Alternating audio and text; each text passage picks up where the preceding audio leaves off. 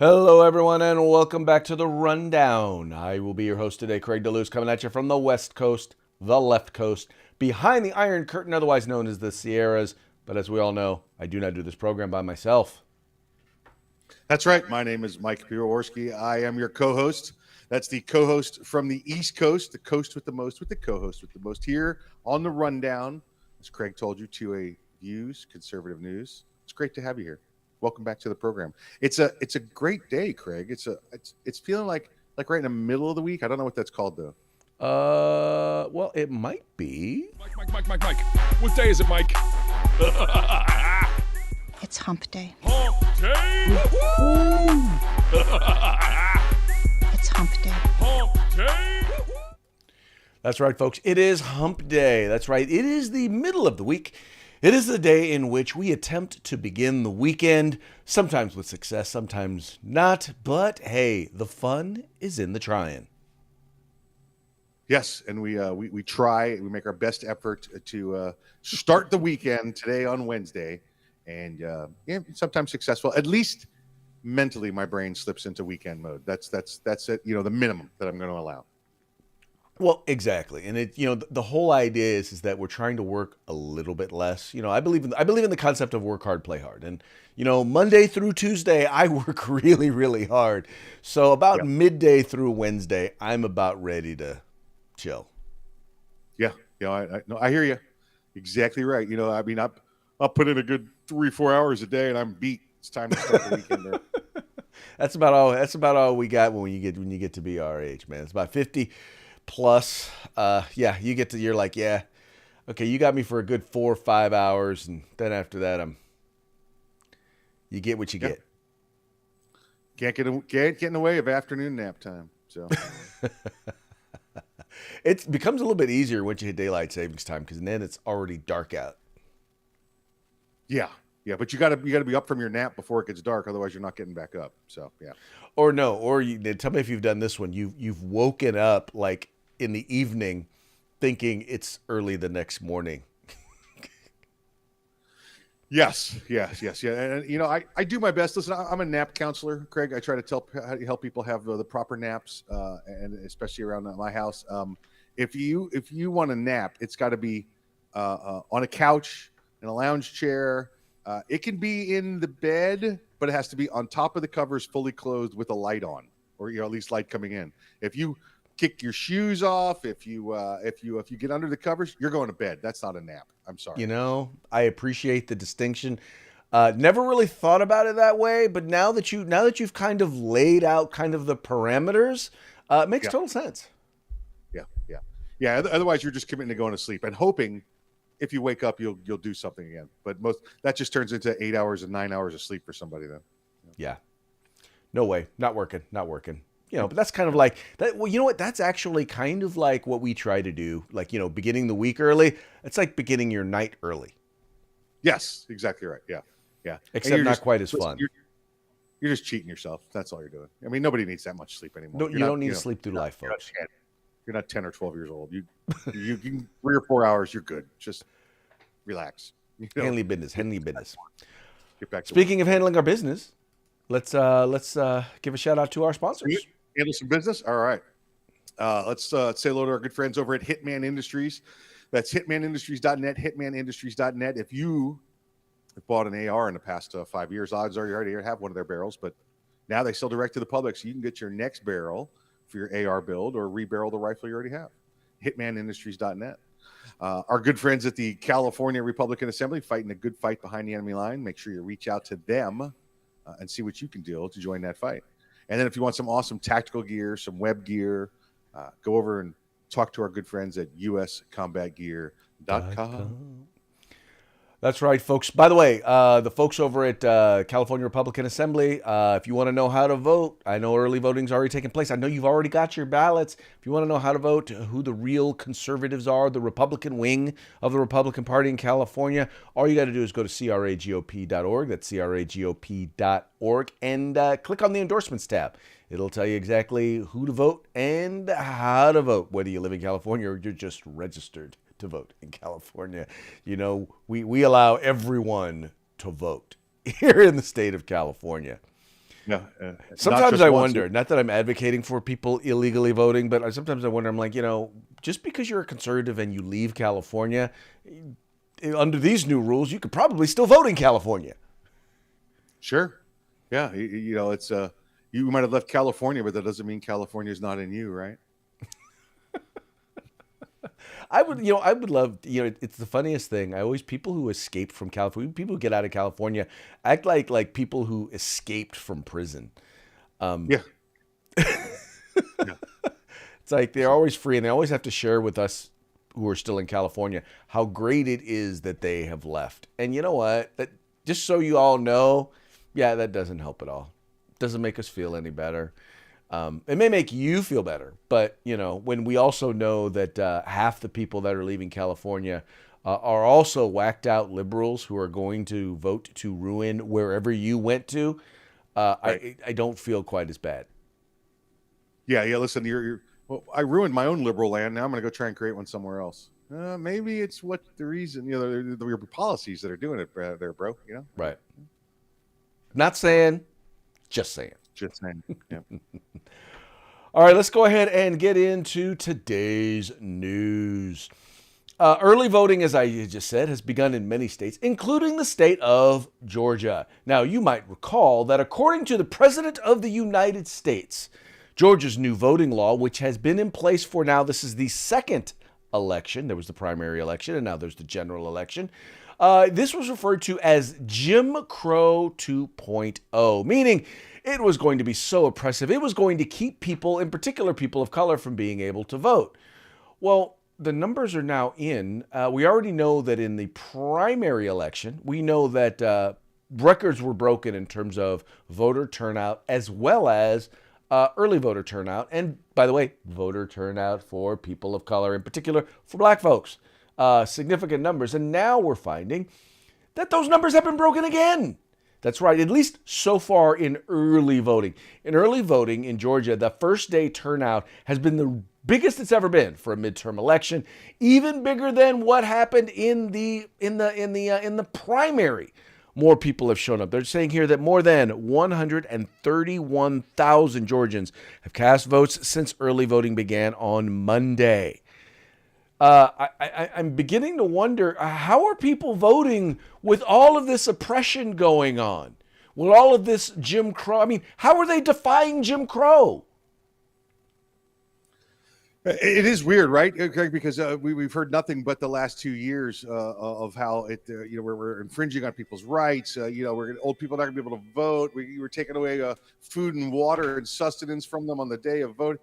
Everything's been about how we're oppressing minority vote again, and as you just said, and as the news article just said, it doubled voter turnout on day one.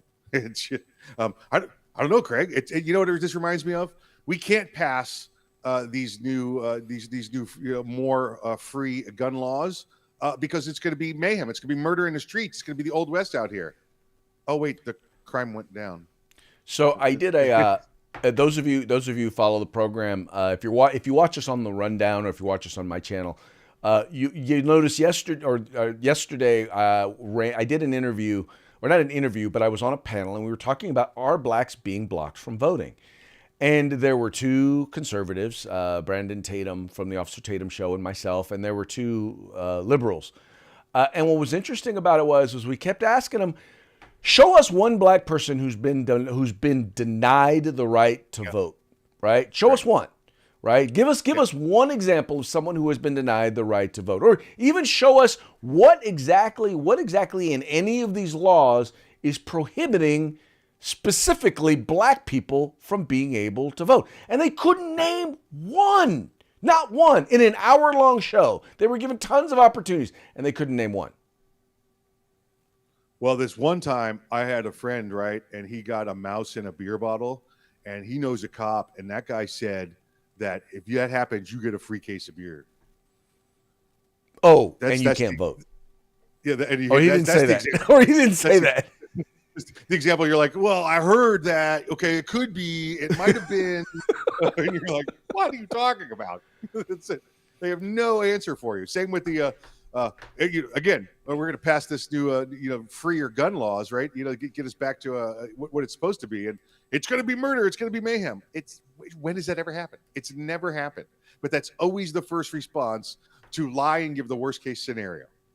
Well, and you know what's also funny, Mike, was you remember when the White House was referring to this as Jim Crow 2.0, and you remember, and these are like clips of the media calling this once again calling it Jim Crow or expansion of Jim Crow or Jim Crow 2.0, and yet and still nobody in the media, nobody in the White House regrets referring to it as that. Now, I wasn't around during the original Jim Crow, but I've read the history books. I've looked at I've watched the videos. I've heard the accounts, and what I don't understand, Mike, is how you can even remotely compare the two.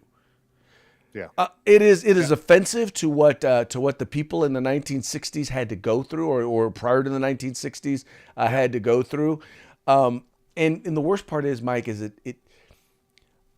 I'm not saying that racism doesn't exist or that it doesn't happen. What I am saying is when you point to stuff like this and you call it racism and you compare it to dogs and police dogs and fire hoses being used to attack people who simply want their rights, I'm sorry, but if that's racism, then everything is racism. And that's, I think, what they're trying to say is everything. Every time Democrats don't get their way, it is racism, is what they're basically saying. Right. Yeah, it's going to be the new micro racism. Even if it's not racism, it might be racism, so it's micro racism now. What? That whole idea of a quote unquote microaggression. I'm sorry. If you've been married at all, you know what a microaggression is. And first of all, it ain't so micro. Just so you know. Look. Okay. It's called putting you in check without putting you on Front Street. Yeah. Yep. Exactly. But Greg, I'm like, anytime you feel uncomfortable, it's now a microaggression. And I'm like, maybe you feel uncomfortable because, of you. Maybe you're the problem. Not talking about your skin color. I'm talking about your attitude, right? I'm talking about if you walk around all offended every time someone isn't the way you expect them to be, then they're not the problem. You are. Right. One thing to clarify, Craig, you said it was the White Housers calling it Jim Crow 2.0, but if you recall, it's not what the president called it. He said it's much worse than Jim Crow. It's Jim Eagle. Oh, Jim Eagle. That's right. I do recall that one as well. Jim Eagle. Well, because I guess eagle is worse than a crow, somehow. Evidently. We respect and we revere eagles. That's right. Crows, again, it's the mind of Biden. It was. I'm lucky he didn't say Jim Tapioca. Jim Hummingbird. Jim. What? It's but you could find out more information about the hummingbird at hummingbirdDOT.com.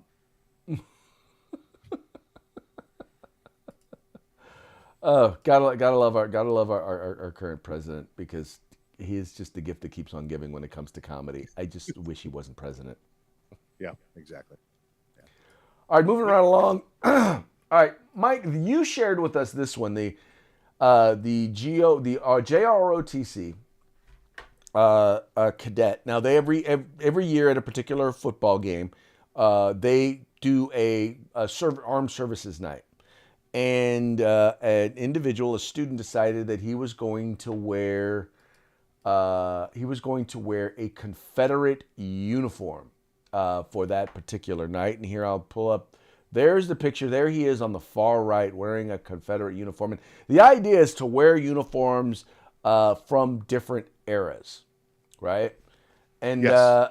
I found it interesting that a student would decide to wear a Confederate uniform. And I kind of wanted to get your take on this particular story. I go, what state was this in? Tell me what state this is in. It's just Confederate uniform. It says the county. I'm trying to find the state. Do you know what state? Yeah, I just don't. I think I remember the state, but it's a. I can make this assumption. It's a southern state. I Okay. think you are correct. I think I'm 100% sure you are correct. It is. It is Um, a. It is in fact a southern state. here's the issue. Okay.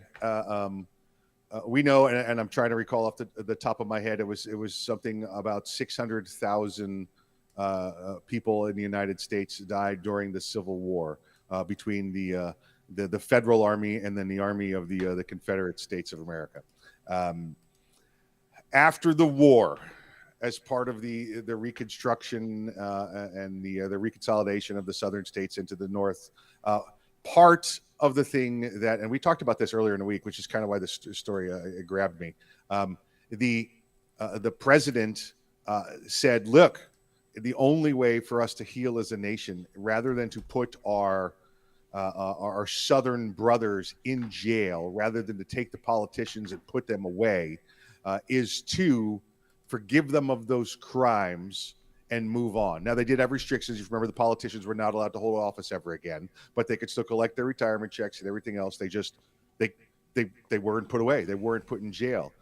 The soldiers, all Confederate soldiers of the United States, declared by Congress, declared by President, and put into U.S. code, were declared to be official United States soldiers. So let me make sure to say that again.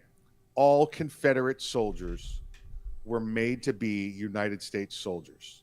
Okay, you have the sons of the sons of the Civil War. You know that's where the Civil War is where the VFW started from, the Veterans of Foreign Wars, and it's the veterans of foreign wars. It was not the veterans of the Northern versus the Southern, or the Southern soldiers of the North. It was the veterans of foreign wars.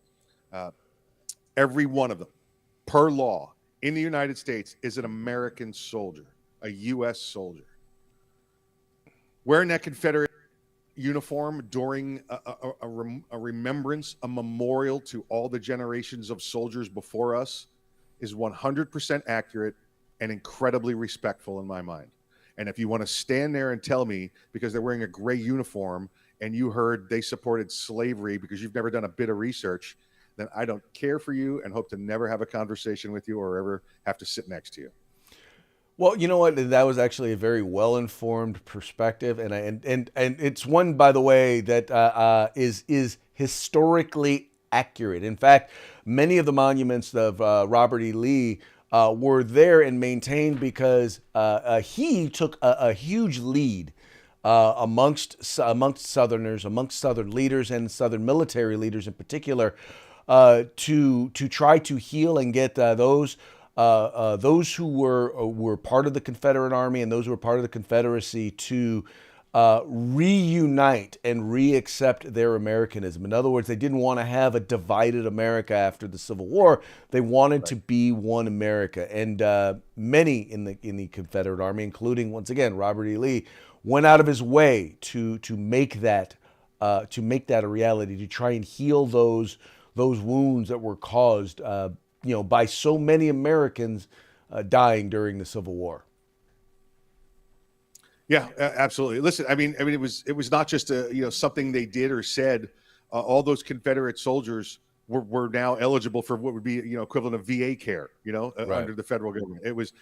They were the same. They were declared to be soldiers of the United States, and again, for you to, I see a gray uniform and I saw something on CNN, so I'm ignorant. I'm going to say this is racist. You just, actually wish you were sitting next to me, because I would slap you in the face. Well, you know what it likens, and it's funny because what we're supposed to do after the end of each election is we're supposed to come together and we're supposed to say, okay, well, all right, we didn't win this. If you ever on the losing side, well, we didn't win this one, so that's our president, and we're going to pray that our president does well and is successful and does well for our country, and our nation prospers under their leadership. That's what we're supposed to do after every election, or that's what that's what we're supposed to do.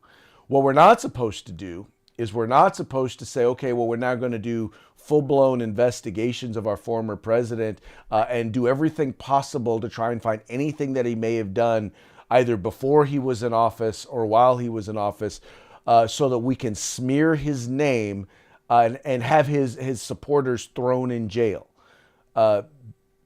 Because all that does is continue to divide America, and that's the sort of stuff that they didn't want to have happen. But Exactly. as you notice, that's exactly what you have happening right now in this modern day. And then we wonder why we have a divided America. Well, Craig, I think all their actions against the former president are justified. I mean, he did the mean tweets. He did do mean tweets, and I'm wondering if it's racially motivated because he is a man of color. That color Yes, being orange. color happens to be though orange. Yeah. Yeah, it happens to be orange, but you know what they say: orange is the new black. That's true. Yeah. That's what they say.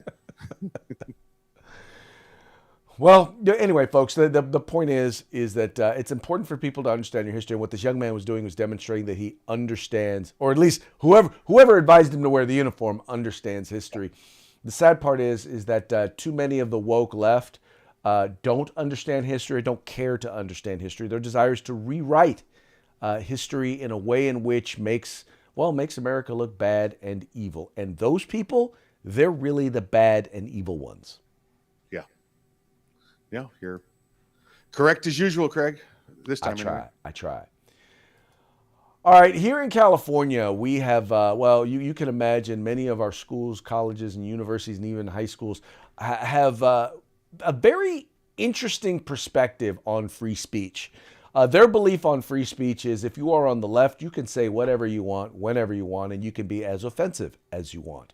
If you happen to be on the right, if you happen to be somewhat conservative, well, you don't get to say whatever you want, and we're going to restrict your speech because obviously if you're conservative, whatever you have to say is going to be hateful and offensive.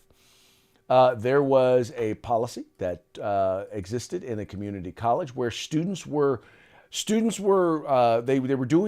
out flyers. One of them was talking about communism and comparing it to the overreaching left, which, by the way, it's a pretty apt comparison.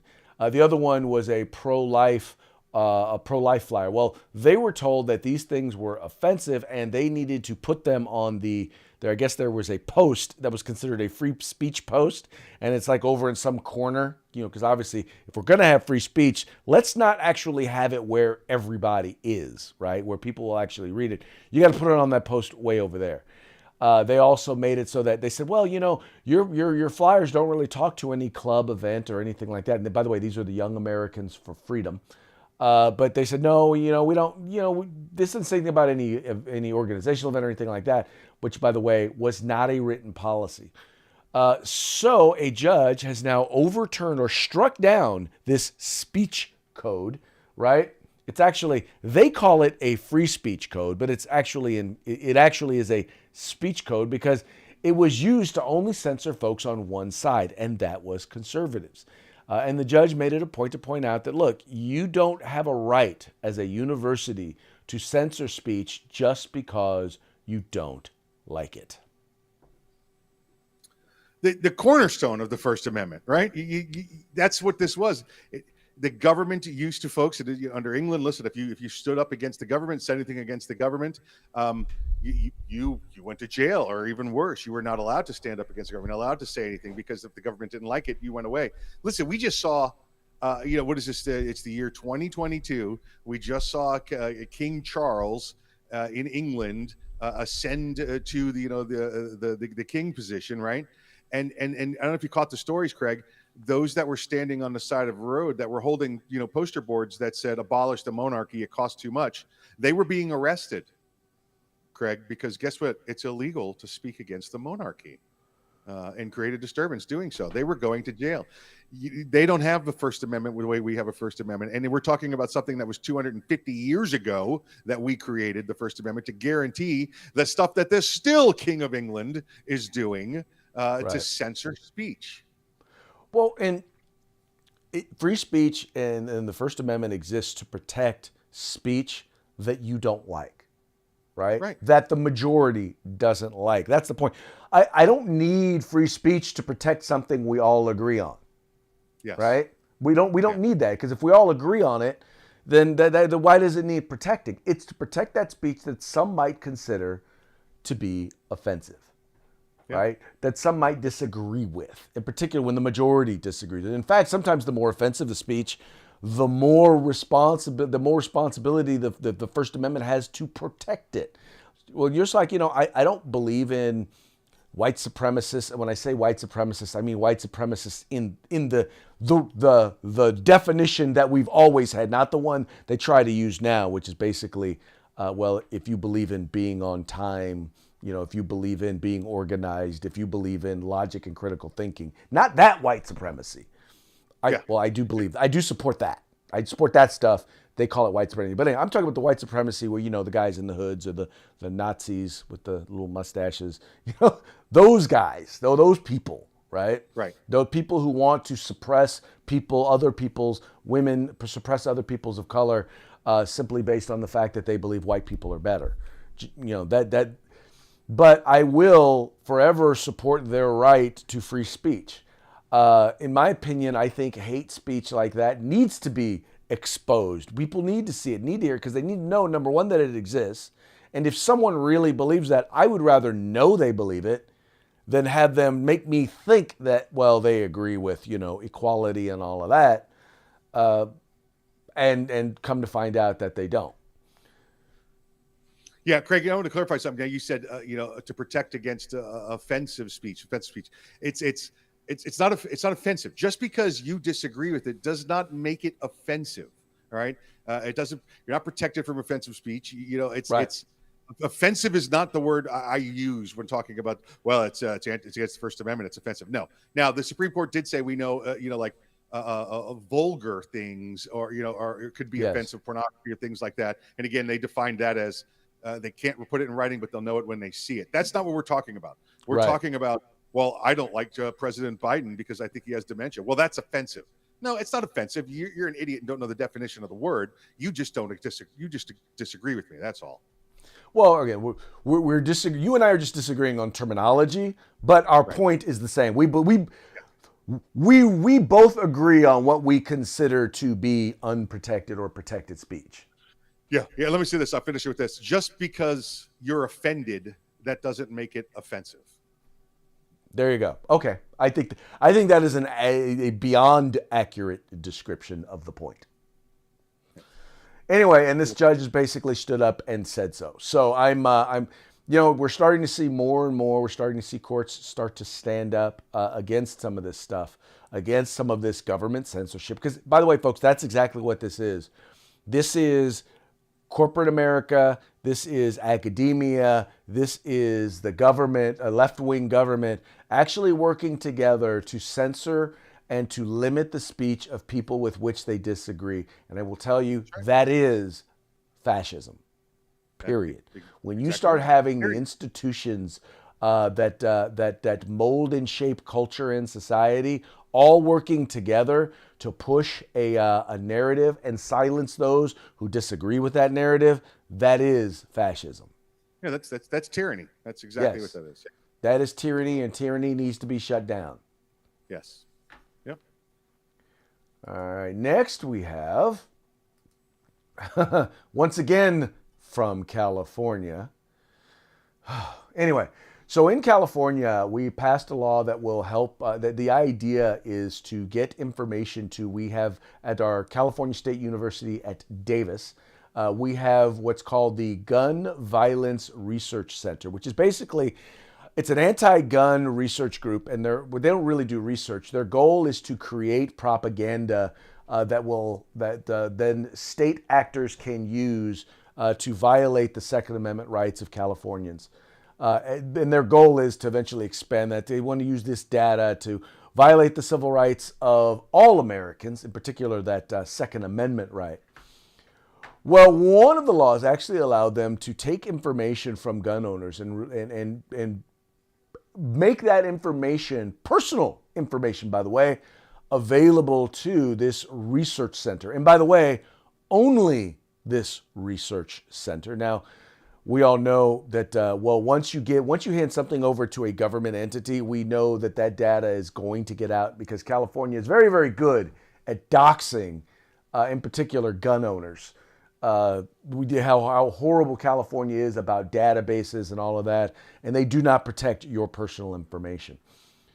Well, a California judge has has ruled to block the release of California gun owners' information, the distribution of our information. As the story leads in, this is last fall, California's oleaginous governor, that's Gavin Mussolini, I didn't know he was signed a from bill into Oleaginous. law that allows the distribution of personal information of the state's gun buyers with academic researchers. And basically, what they're saying is, yeah, no, you are not allowed to give this information to quote unquote researchers because this is supposed to be protected information. This is not information that's available to the public. No, you cannot do it. And I say once again, hey, so it's bad news that something like this is law, but we're also seeing federal judge basically say, yeah, no, that's a bad law. Yes, absolutely, Craig. I don't know if you heard it. You said the oleaginous governor, and I said, oh, I didn't know he was from Oleaginia. Oleaginia. I did not hear that. That is hilarious. Old genius, greasy. He's a greasy, slimy guy. Greasy, slimy.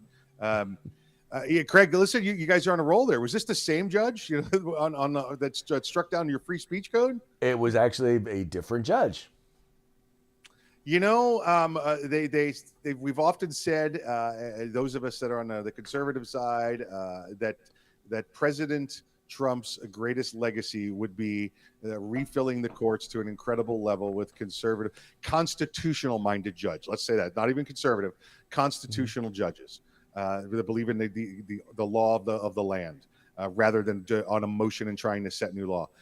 Just more examples of that right here. And we see this every day, whether it's 2 years from now or 20 and 30 years from now, when these judges are still on the bench, that will continue to bring back the rule of law in this country. And there's two great victories right here today. I don't even have to look it up, Craig. I could tell you right now that those judges are not liberal judges, but to come to these rulings. Oh yeah, no, I will tell you the Ninth Circuit in particular, both the appellate court as well as the district court, a number of seats have been filled by conservatives or with conservatives. And it's really created a balance, and it's made it so that going through the Ninth Circuit is not just, I mean, it used to be, you didn't want to file in the Ninth Circuit because you knew you were going to lose. You're going to lose at the district court level, you were going to lose at the appellate court level, and unless you could afford to fight all the way to the Supreme Court and then pray that they would take up your case, you really didn't have a shot. Now you actually have a shot, and we're seeing a ton of success. In fact, this lawsuit was actually filed by the Firearms Policy Coalition.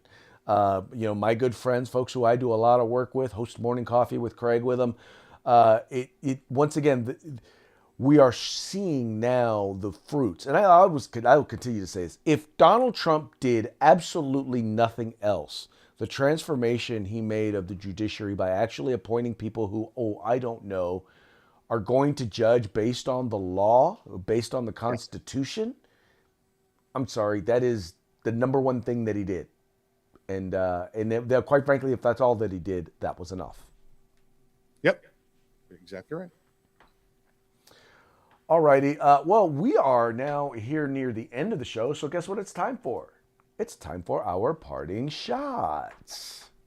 Okay, so let's move on to the first one. This first one you are going to love, and this one is Thomas Sowell is one of my favorite political commentators, and there are many things that he says that just seem to make sense.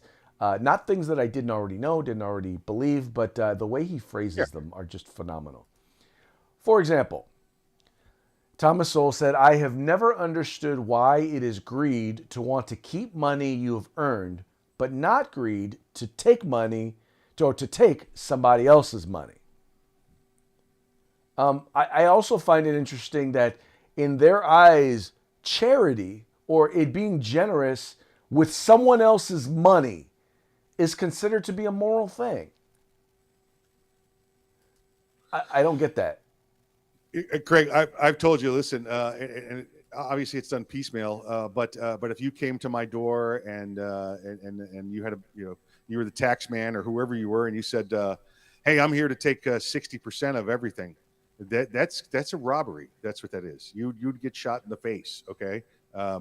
I think about what those people that make over 400,000 a year, those people that make over a million a year, everything over that in some states is taxed up to 90%.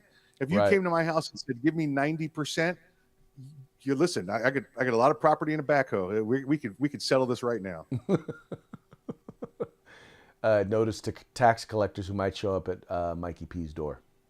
Oh, I'm just that's all right. I don't even have there's no address out front. We're cool. Yeah. Now, in case you weren't aware, Mike, you know that according to the President of the United States, we are potentially facing a pending Armageddon because you have Russia who is now hinting at the use of nuclear weapons.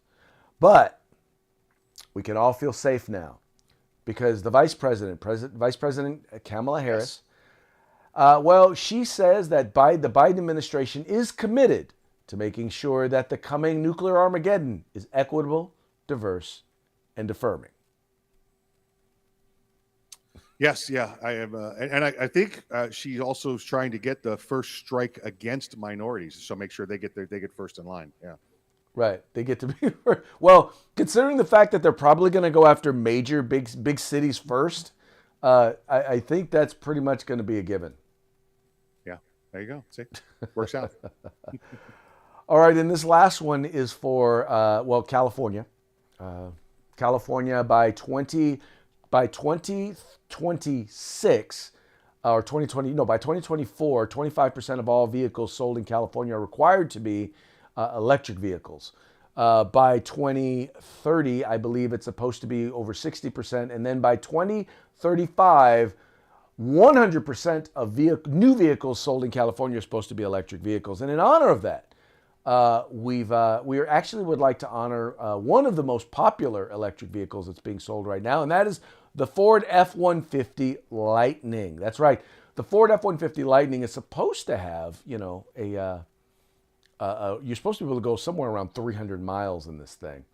But such may not necessarily be the case because Ford is now promoting their forward storage space, and it says here it's got a picture of the F-150, and it's got the front storage space, and it says it's so nice that the new electric Ford F-150 pickup has a convenient front storage space, so you can store the gas generator you'll need to charge it when you go anywhere. Yeah, Craig. Listen, and again, hold the picture up there. The F-150, it's a nice looking truck. It's an F-150, right? But if you try to do anything with it, like put stuff in the bed or tow anything, the range goes from 300 miles down to like 60 miles max. So, if you try to do truck stuff with the truck, you're not going to have a truck anymore. But Craig, I found it interesting that they went with a couple of Mexican gunslingers here. They got their gun belts on. One's got a lasso or rope around his shoulder there, like they're heading off to fight for Mexican freedom or something. It's kind of weird. No, that's an extension cord, and those are tool belts. What? Are you? That's a hammer. I think that's a nail gun she has in her hand. I got to get a bigger monitor. Okay. You got to get a bigger monitor. All right. I did see, Craig, a little blurb today. There's a woman stopped at the gas station there in California with her kids, and she showed them. It was a 10-year-old and a 12-year-old boy. She showed them how to pump gas, right? And the 10-year-old said, "Mom, I don't have to worry about this. We'll be driving electric cars when we get older." And the older one said, "Mom, this is like that time you showed us how to use a payphone." Okay, that's funny. Yeah. That's funny. I don't care who you are. Yeah. All right, Mike, it's that time once again. Please let the folks know a little bit about our sponsors. That's it. Reach out to our good friends at Hitman Industries. That's hitmanindustries.net. Make sure you take care of all your AR barrel needs. Look up the California Republican Assembly, fighting a good fight behind the enemy lines. They could use a little help with your dollar bills. And then, of course, when you want some awesome combat gear, some awesome tactical gear, go to US Combat Gear, DOT.com. That's right, folks. These are our sponsors. They bring us to you so that we can hopefully bring you to them. So do us a favor. Follow the links in the description to this program. Check them out. If you like what you see, spend some money with them. Become a member. Whatever you got to do to let them know that you support them, and make sure you tell them that it was the guys over at the Rundown that sent you. With that, we're going to call it a day. We're going to be back tomorrow, though. Thirsty Thursday. Fun day. We always enjoy Thursday. We're a little bit closer to actually realizing our weekend. But until then, you guys have fun. Go Padres.